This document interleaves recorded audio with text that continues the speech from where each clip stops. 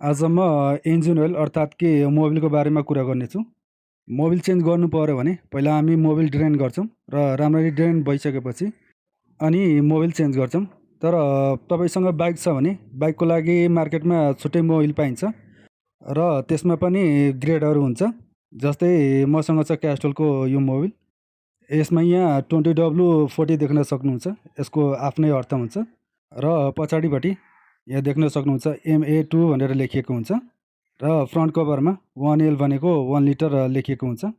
अर्को सर्भोको मोबिल हेरौँ। यसमा 1.2L लेखिएको छ अर्थात् 1 लिटर 200 ml हो यो। यसमा पनि 1.2L भनेको 1 लिटर 200 ml लेखिएको छ र तपाईँले आफ्नो गाडीको क्षमता अनुसार 1 लिटर वा 1200 ml को मोबिल लिन सक्नुहुन्छ। अब यहाँनिर हेरौँ। यसमा पनि MA2 भनेर लेखिएको छ।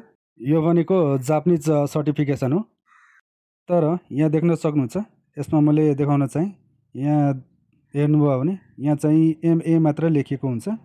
यो MA र MA2 भनेको सेम नै हो, खासै फरक चाहिँ हुन्न र MA तथा MA2 दुवै ग्रेड राम्रो मानिन्छ मार्केटमा। मैले यहाँ अमेरिकन सर्टिफिकेट देखाउन चाहिँ यहाँ SAE भनेर लेखिएको हुन्छ।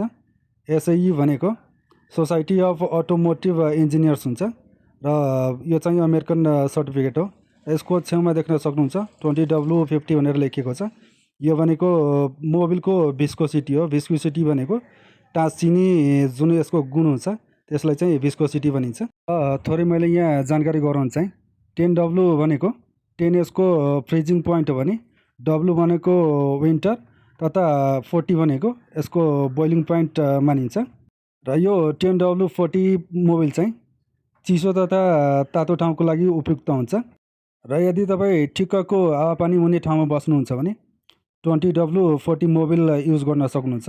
र यदि तपाईँको बाइक धेरै सिसीको छ र तातिने समस्या छ भने यो 20W50 भएको मोबिल युज गर्न सक्नुहुन्छ वा मोटुलको 7100 फुल्ली सिन्थेटिक मोबिल पनि युज गर्न सक्नुहुन्छ।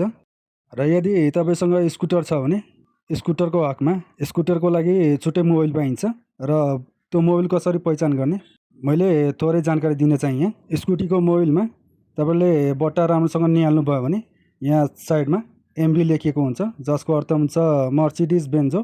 र तलतिर हेर्नुभयो भने यहाँ 800 ml लेखिएको हुन्छ र यस्तो MB लेखिएको मोबिल मात्रै स्कुटीमा युज गर्नु होला। Thank you.